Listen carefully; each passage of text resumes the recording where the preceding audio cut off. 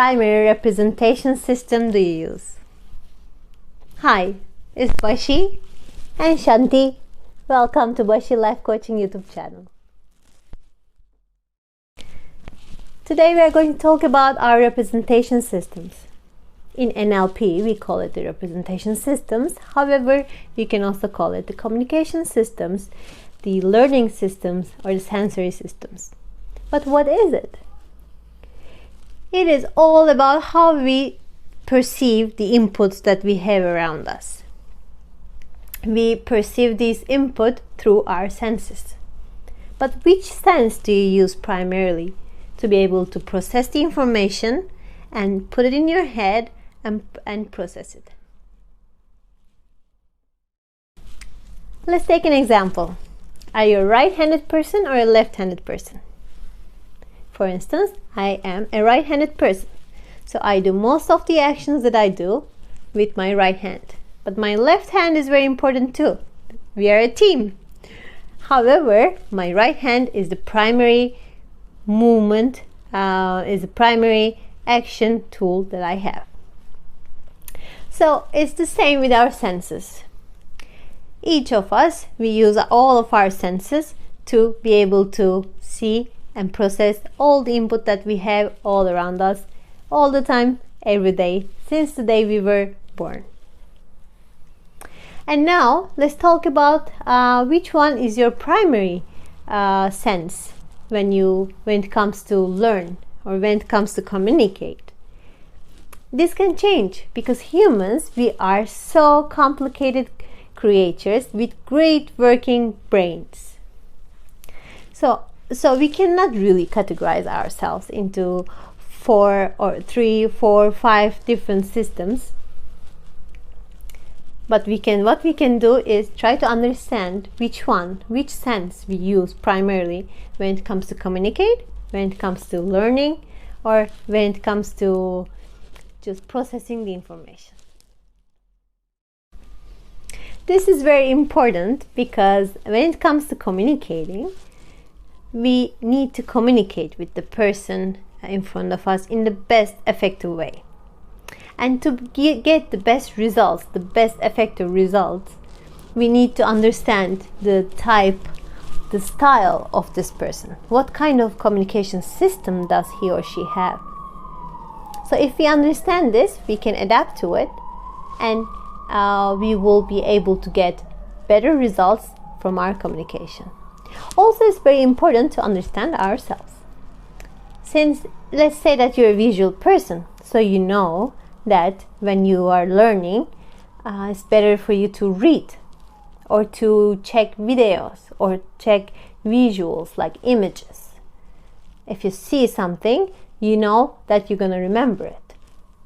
But this can be different when it comes to communication. So in communication, for instance, visual people, they say, see, have you looked at the results? On the other hand, the auditive person might say, how does this sound to you? A kinesthetic person might say, oh, it feels right. Or how does it make you feel?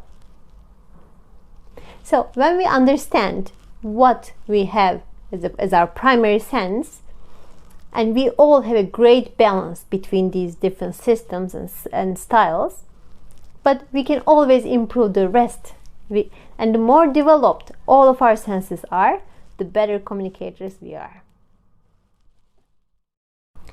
In my next videos, I'm going to talk about more in detail about each type of communication styles.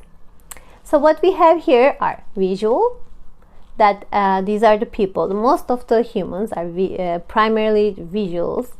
They are the ones who use their eyes, their visual abilities to be able to process and to be able to learn. And auditive people are the people who primarily use the hearing.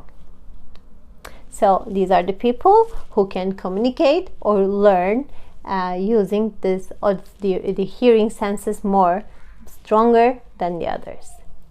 And then there is the kinesthetic. These are the big three. Kinesthetic people are the people who do it through touch, through senses, and through movement. They like putting into action right away. So which one do you use?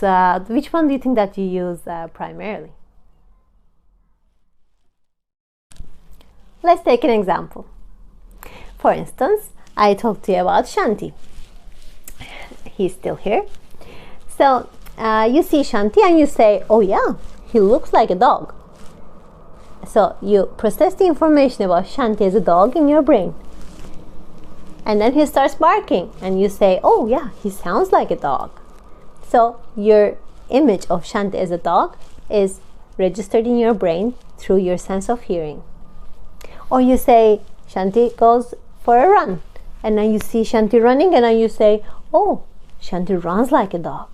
So the information of Shanti being a dog is registered in your brain through kinesthetic senses.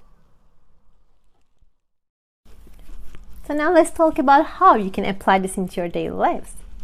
In life coaching, we always observe everyone. I observe my friends, I observe my family as well. I observe myself, I try to. And the more I learn about their primary communication system, the better I can communicate with them. And the first things first, you need to understand yourself to develop every sense that you have. Also, when you understand the people you communicate with, you can adjust your communication, your presentations at work, your speeches. You can adjust these according to the style of the group, according to the style of the person that you have in front. You can mirror them. Mirroring helps a lot. So we will be talking about more in detail for each system, and I'll give you more information about examples about each of these styles in my next videos. Thank you so much for watching. Please subscribe. Let's support each other and have a very good one.